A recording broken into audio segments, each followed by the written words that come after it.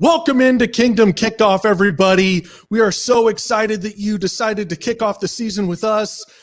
I'm Noah Groniger, as always, being joined alongside Clint Schweitzer and the man, the myth, the legend, Mr. Pregame himself, former Kansas City Chiefs offensive lineman, Rich Baldinger. How are you, Rich? I'm doing well, guys. Actually, I made it last night back from Cleveland. I had to do some business yesterday afternoon there, and I had a chance to get right up by the lakefront and saw the dog pound, and I was staring at the dog pound. People were looking at me, and I said, you guys just don't understand. The dog pound that I played in was up here, was kind of a toxic chemical dump. Now they're at this beautiful stadium. But it brings the energy back of the NFL. It's been a long off season. We talked about it. We all remember that awful memory of the Cincinnati Bengals in overtime. So let's begin a new path. But along the way, we're going to take a few rookies with us. So go ahead, buy an extra package of cigarettes. If you need that 12-pack of beer, guys, you might want to put a little whiskey on the side, because this one, Coach Spagnuolo, I can't wait to see this one, buddy. This is going to be fun. So it's going to be an enjoyable season. But as long as Patrick Mahomes is on my side, in my heart, I got to believe that good things are going to happen. Well, Rich, luckily for you, I am knee-deep in a month-long cleanse. I'm drinking apple cider vinegar and water this morning.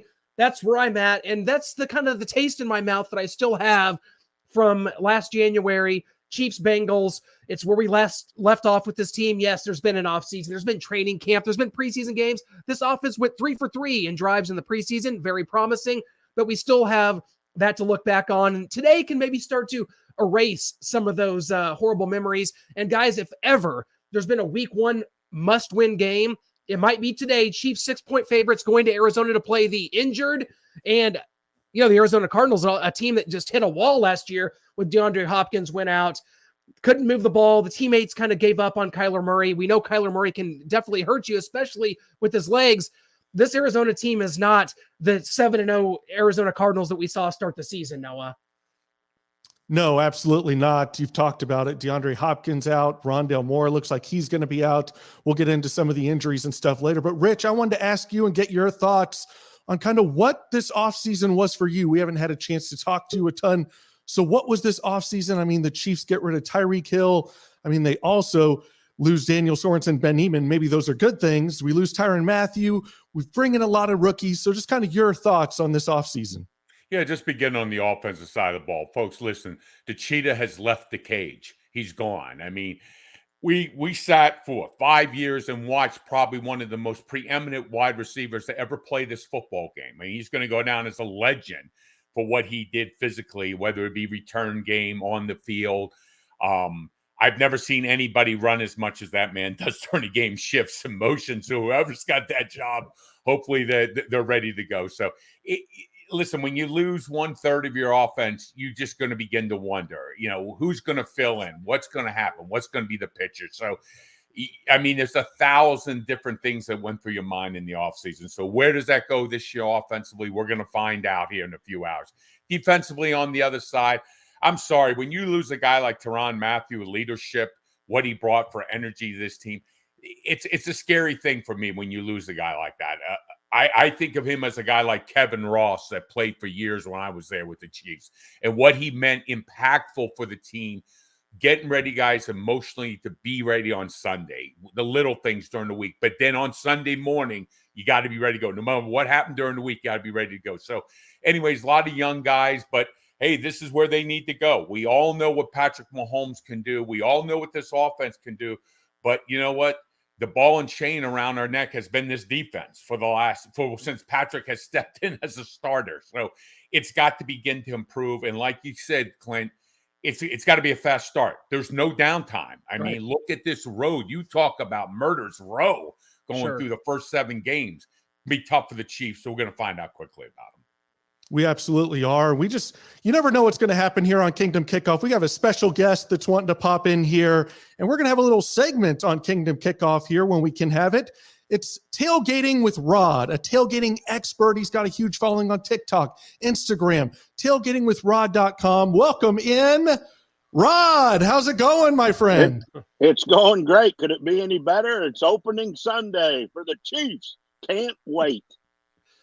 Absolutely. We're excited here. I mean, if anybody wants to know anything about tailgating, they go to you. You're the expert.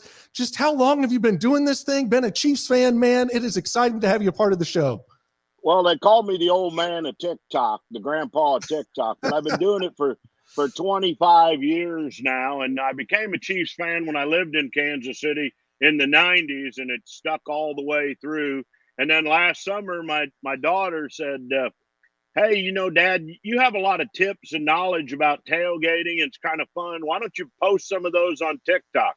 So we started that last year. And the first post I did, I was putting up a flagpole under my tire to mark my spot, and it went 2.5 million, and it was kind of off to the races for them. But, I'm not doing it to be famous or anything. I just enjoy the Chiefs tailgating. I call it the 5 F's, when you got food, family, friends, fun. It's crazy how much Chiefs Kingdom comes out to support their team. Well, Rod, just something about football season. When September hits on the calendar, I start eating poorly, but I start eating more fun. It's great times with the football, whether you're at a tailgate, whether you're at home. Where are you right now? Are you in Arizona ready to do this thing out there? Where are you right now? Where are you set up? I'm here. You could see it. I'm in my backyard. Oh, gotcha. We got 2 TVs. We got the fire pit going. We're getting ready today. We kind of theme our events, but today, because we had rain and stuff, we're actually bringing in one of my favorites, a little Raisin Cane's tailgate food. But what we try and do is theme our foods around the teams we're playing. And that makes it kind of fun too. And my wife and kids all participate. And we start at a Sunday after the last game, and whether we're home or on the road, we tailgate. So. Absolutely. So what do you do for like the Raiders? Do you just cook up a pirate? Do you throw them on the grill? What's going on here? Well, the Raiders, because it's Raiders week, and I have my traditional, what I call my tailgate brats. I got a little secret recipe and all that. It's kind of a voodoo stew I put them in. So we're going to whip up voodoo brats for the Raider game. Rod, let me ask you something about the calorie count on these meals and everything. Do we need a calculator to begin these things? And Clint's telling me he's on this new type of diet.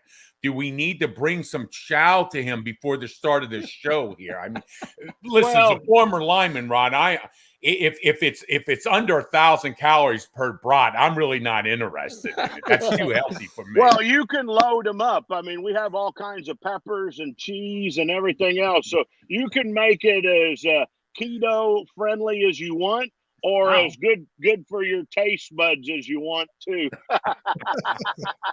And certainly you can have more than one. Rod, I think you would have done well at the offensive line meetings. You would have done. You would have been a great coach for us there on Fridays. You would have brought in energy for us. Well, I love to grill, and I love to eat, as you can tell. And we also do something at the end of every. If the Chiefs win, I do a plunge. That started about 6 years ago.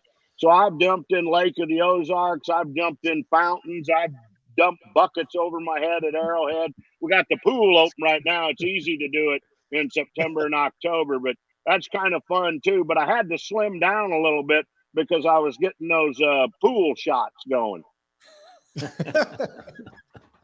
Rod, what would be like your top 3 tailgating tips for any fan going out to Arrowhead? I know we got a quick turnaround here. People are going to be at Arrowhead Thursday night. What are 3 tips that you could give people?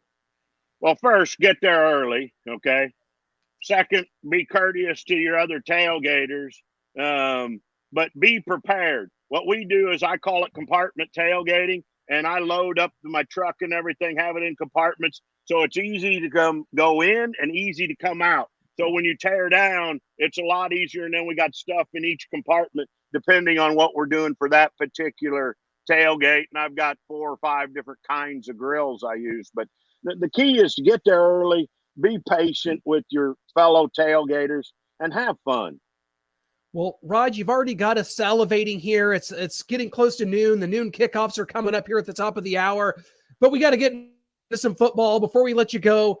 we got to get your prediction for today. Chiefs heading to the Arizona Cardinals, starting this game on the road. Patrick Mahomes undefeated in opening games. Chiefs have only lost one opening game in Andy Reid's tenure. That was in 2014, an uninspiring effort against the Tennessee Titans, a game that I've tried to remove from my memory, Rod. So what do you see today? How's this going to go? And I mean, what kind of, I know you're going to be eating lunch, but then you got to have the victory meal afterwards. So what's that going to look like as you're eating and celebrating today? Well, I got a victory cookie cake that I'll be munching on after that. Yes. And I got enough food to feed an army, so we'll go all the way through because we got a night game we'll watch too, even though we're not playing in it.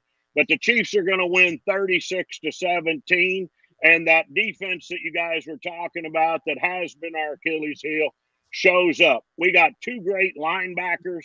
I'm hoping that Clark decides he wants to play this year, and our D-backs I think are going to be very good. So, but then after all this, I'll get ready and start. We're having, in case you were wondering, chicken fajitas in honor of well, I call them San Diego, but the LA Chargers want to come in here and we pummel those boys. So, Rod, is there any way of getting a care package sent to us here for the show? I mean, it would really do well in terms of presentation and everything. Well, you bet. I'm hoping that we'll be doing this more often, get some tips. I'd love to come in there and fire you guys up a tailgate. I'll do the cooking while you guys do the talking. Oh, you just said the magic words there, Rod. That's amazing.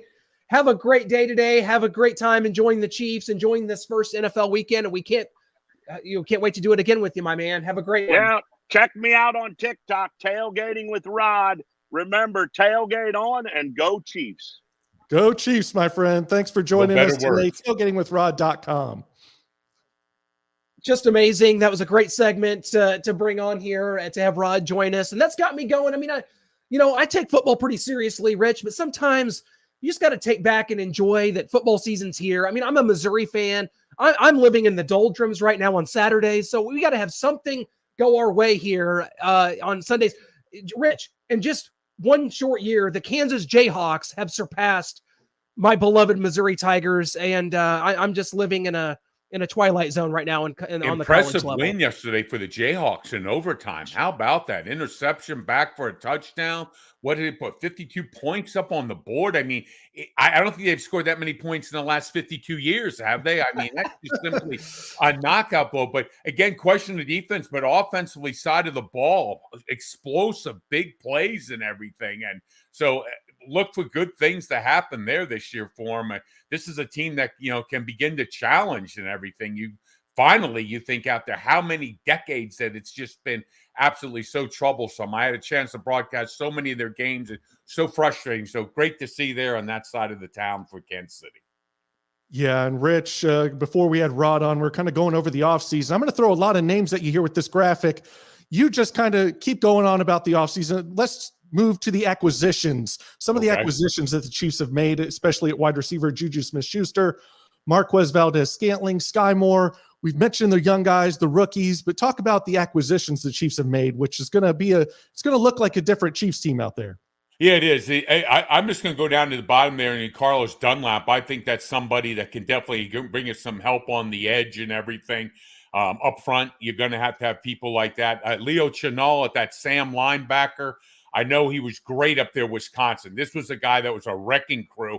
So I not only see him on the run, but I think they're going to get him involved in the pass rush. He was good. I mean, he's got some edge speed. I think he'll be involved with that. Trent McDuffie there at the cornerback position. In the preseason, I saw the guy, he's able to turn and run and go and everything. So Justin Watson, the wide receiver, Juju Smith, can he stay healthy? That's the thing. That was the issue in Pittsburgh. He had some downtime in his last season before he left.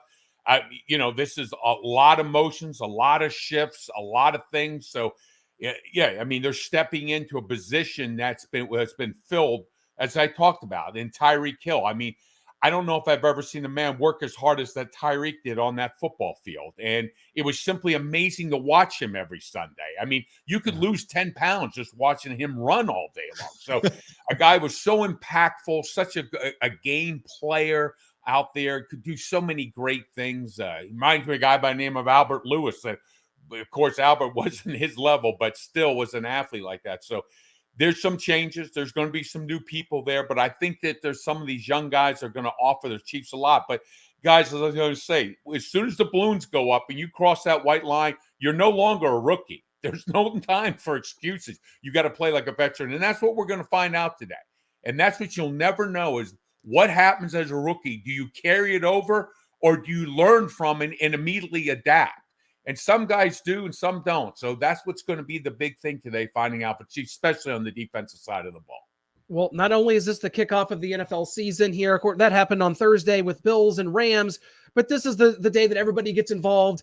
It's also 9/11, guys, and there's something about football that kind of ties us into September 11th. We know that those games were canceled that the Sunday after 9/11, and just kind of as we reset as a country, and it's something that, gosh, as we're now all these years, 15 years in the rear view here.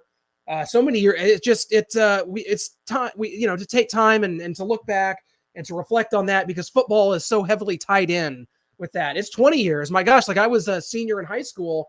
As it's been over 20 years. It's unbelievable to think that's been that long. So Noah, we've got a little video prepared as we kind of honor 9/11 here, and take a look at that. The events of September 11th have changed the world. Let us now take a moment to remember and to move forward together in a new spirit of unity and determination. For the National Football League and all Americans, last Sunday was a day of grieving, a day of mourning, a day of healing. It was not a time to play football. It was a time to lend a hand and give a hug.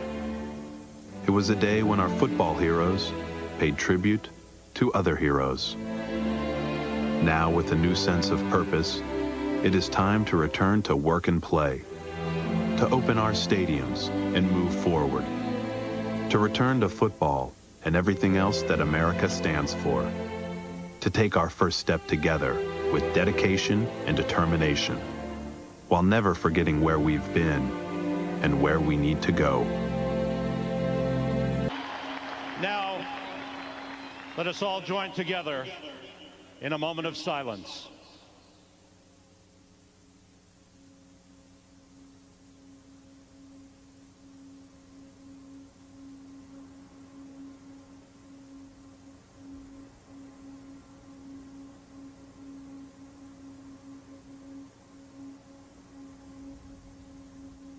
This sign right here really stirred me.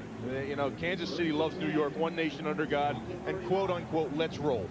Let's roll, if you didn't read in the paper, was Todd Beamer. I believe it was United Flight 93 that crashed outside of Pittsburgh, and he took over the plane with a bunch of his buddies that are on the plane, and said his last words were, the operator heard him say on a GTA phone, was let's roll. Saying that to a man on this team, when they visited downtown Manhattan twice, they came back and they realized, they had the feeling, they went in with, what can we do? They weren't sure what they could do as football players to help. And they came out of it with a sense of, you can go win on Sunday. You can go take us away from our jobs and our thoughts and our miseries for 3 hours on Sunday. And that's exactly what they did. The one thing they'll walk away with here is how much unity and strength and patriotism there is here in the heartland of America, because the people of Kansas City were unbelievable. They raised money here in the stadium. They've done a great job, and all the players felt that emotion prior to the game. A good effort on the part of both teams. The Giants defeat the Kansas City Chiefs. Perspective, gentlemen. That's the word that comes to mind. Yeah, I was out there actually before that game started, and I remember the young lady from the Air Force singing the national anthem, and just tears coming down her eyes, and so emotional, because a lot of us who were from New York, we didn't know names even at that point, where they were at and what was happening and everything. So it was terrifying. I still remember when the buildings went down, going over to it was Time Warner, going over the Metro Sports at that time, and actually seeing it take place. I still remember, because going in early, I had to do my show, and I still remember seeing the airplane go in to the building, the second one, and I'll never forget it. And I was standing there with one of the people, one of the people who cleaned the building, and they were stunned, and they were like crying. They're like, "Are we under attack?" and everything. And it was just the craziest, most emotional moment, and it stayed with us. And hey, add on top of this, guys, we've been through a pandemic too, and now finally it seems like we're trying to get back to this world. But maybe the NFL is the best 3 hours because you can kind of hide from everything that's been going on. Yeah, perhaps the ultimate unifier. I definitely don't, I will say I miss 2001 only in that I miss the way that America was in 2001 following what happened. I would never have it to do over again to have the tragedy happen, but the way people responded is what I miss about the fabric of this country. And that's a different topic for a different day. It is definitely, it's a day for football. It's a day for celebration and a day for reflection. We can do all of that. And that will definitely be the case, as I'm sure will be showcased around the NFL all day today. I mean, 21 years, guys, since that happened. Time has gotten away from me, and it's gotten away from all of us. I don't even have any hair anymore, Rich. And we look at you. Just look at you. What? I'm trying to hold on to all the little whiskers I have on top of my head here. Wherever I find them, I glue them back in again. I should have started doing that 10 years ago. Yeah, and Clint, you bring out a great point. And 9/11, when that moment, this nation came together, and we were. Now you see the things that are going on, and it's so frustrating. It's just frustrating to think that the leadership we provided to the world is something that, I don't know, it's just very frustrating to see everything that's happening, politics and everything. So let's get the football game going, because that's much easier to understand than everything else we're seeing on the TV nowadays. Yes, it exactly is. And to get back to football, because that's kind of what we're here for on Kingdom Kickoff. And man, we are so happy and so excited that the game is back finally. Like Rich said, it's been a long off season, and we are here.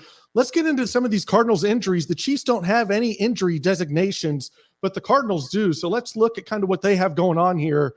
Offensive lineman Cody Ford out, wide receiver Rondale Moore out, corner Trayvon Mullen out. And we've talked about DeAndre Hopkins. He's suspended for the first 6 games of the season for PEDs. And questionable tight end Zach Ertz. Sounds like he's going to try and give it a go. He'll be a game-time decision. Defensive end J.J. Watt sounds like he probably won't be able to go. And we'll have to see with cornerback Byron Murphy and another offensive lineman, Justin Pugh. So those are the injuries we've got. And not only that, Marcus Golden has just started practicing this week after not practicing all the entire training camp. He's got a toe injury. He's probably their best and most explosive defensive player. So yeah, he's a full participant in practice, but going to be interesting to see where he's at. Really a guy, if you're a Chiefs fan, that you fear on that defense, a guy that we covered here at the University of Missouri back when Missouri was winning SEC East titles. And I'm sorry, I'm just going off on a tangent. I'm just going to step over here, you guys. And there's some question marks too. I mean, J.J. Watt out. Listen, he's not the same person physically that he's been in the past, but still a guy that can wreak havoc up front. So for Orlando Brown, that's got to be some happy news. The other side of the ball, I mean, I don't know if you guys remember their game against the Rams, which they lost last year in that divisional round. It was a nightmare. I mean, Tyler Murray was running for his life on every play. And so there's some question marks up front for them on that O-line. And now they've got some injuries. So that's why this is going to be, I think, for defensively up front seven. I know we're talking at the whole defense with so many new names, but we all know one thing from the get-go. This team has got to be better up front seven in the trenches, controlling the lanes. Remember, the first 6 games, it seems like the last, I don't know, forever, it seems like this issue of stopping the run. I mean, it cost us so costly in the Super Bowl. Are we better? Is the Chiefs team better up front? And today, listen, I know Arizona's got their issues, but I think that, this is going to be a challenge for our defense, and we've got to build upon it, learn from it, and make ourselves better because, as we've talked about this schedule, there's no day off coming up here after this game. Well, one thing that's going to help out that young Chiefs defense, especially in the secondary, is no DeAndre Hopkins, no Rondale Moore. Yes, they're going to have Marquise Hollywood Brown, but they're also trotting out AJ Green. He lost to Father Time 2 or 3 years ago. And what am I hearing? Wait.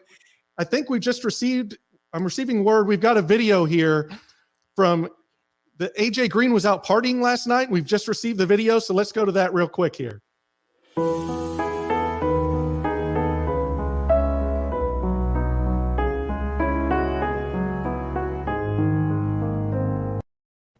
AJ Green in the nursing home there. Father Time is beating him. And this is who they're trotting out as wide receiver for us. Why does he have George Washington wig hair? Yeah, who designed that? Where did those graphics come? Noah, where did you? Were you at the Rod's Barbecue or whatever when you were designing that picture? It was at the Old Country Buffet, Rich, right here on Mary Road. That's where this took place. Now that that's happened, we pretty much signed up AJ for 120 receiving yards and 2 touchdowns. Now, Probably. so we thank you. Yes, for what's about to come. But still though, for secondary guys, when you have young players, though, one of the things that happens is, do you freeze out there? Because you're going to see pictures, things are going to develop, plays are going to develop. People aren't going to be where the coaches said they're going to be. Believe me. So you're going to get caught in gray areas. So this kind of for the Chiefs, there's really, I think, a great area in terms of helping them just for communication. Hey, if you see something, it's not quite what we were told you, but that's okay. You can go here, step here. Don't lock up on one thing that you were told. It's going to change during the game. So can they adapt and, show leadership on the field and overcome? We know there's going to be some mistakes on the field. We know there's going to be some lack of communication, but that's what happens when you go with youth. So let's see if they adapt. Let's see if they learn. Let's see how they overcome this. And we know Murray running around is going to create havoc for a secondary. So let's see how they handle this. So it's a good challenge for us. But I think the Chiefs, what we have just firepower-wise, I look for a good day for Kansas City Chiefs. Well, that sounds like a good time, Noah, to talk about Rich's keys to victory. As we missed this segment last year, we were able to kind of hit this every single week and set the scene for you. So let's see what Rich's keys to victory are here. Rich, take it away. I think, guys, let's just start on the offensive side of the ball. When the Chiefs have the ball, it's a wide receiver position. I mean, we've talked about Tyreek. How does this all come together? How's the continuity of this offense going to be when you bring in this many new people in Scantling and Schuster, Sky Moore, Justin Watson?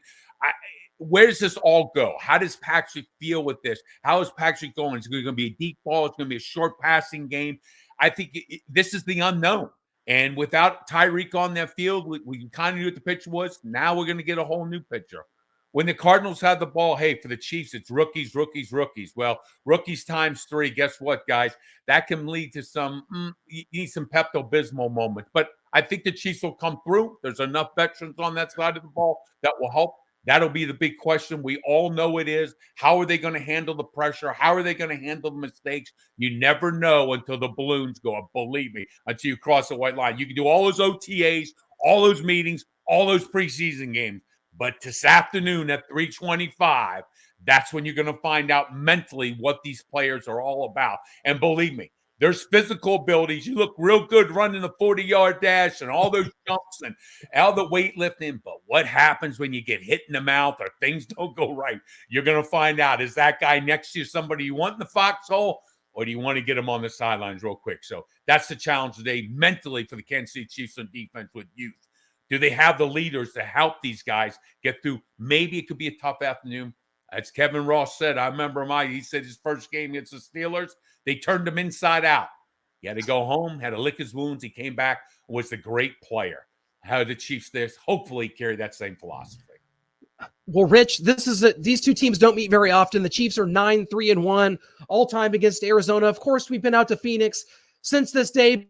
I see a big day for this Chiefs offense, a 31-20 type victory, and someone out there, whether it be a punt return, whether it be a pick six, a defensive touchdown, or just an offensive play, we're going to get a 76-yard touchdown to throw it back for Steve Bono running that 76-yard touchdown in 1995 at Arizona. We're going to get 76 yards in some form or fashion right here today, and the Chiefs win this 31-20.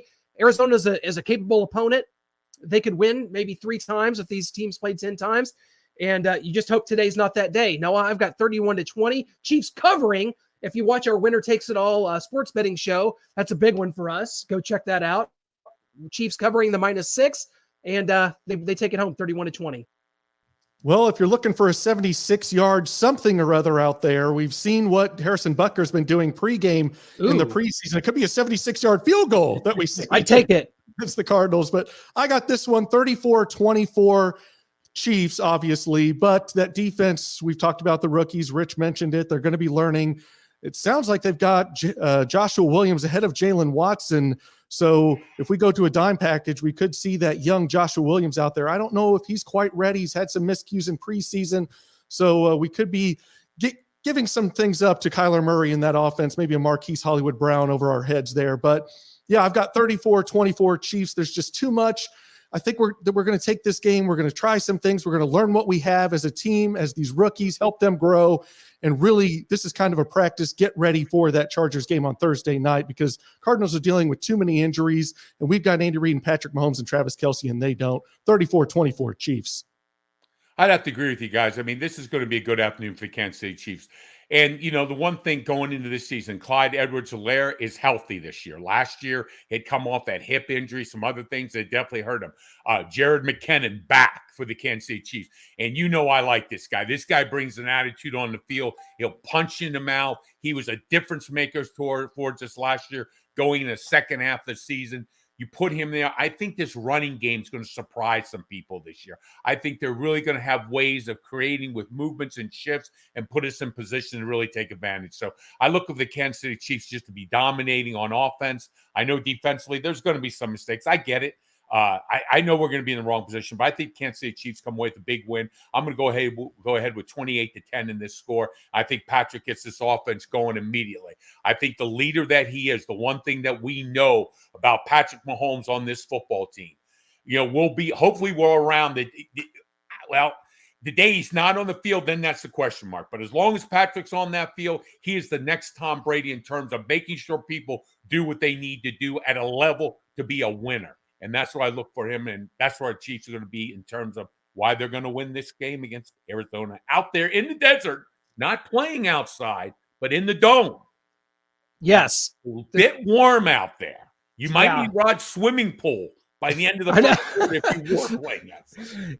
Absolutely, guys. We can't thank you enough for joining us here on Kingdom Kickoff as the noon games are getting ready to get underway. Chiefs at 3:25. It's coming right up here. It's going to be on CBS. Big time crew. Tony Romo in the house today for Chiefs Cardinals, guys. This is going to be a good one. That means all eyes definitely in Kansas City. And you got Chiefs, you got Chargers and Raiders going on at the same time. So get your phones and your red zone channels ready. This is going to be a great start to the season. Can't wait to do it all season long with you, Rich Baldinger.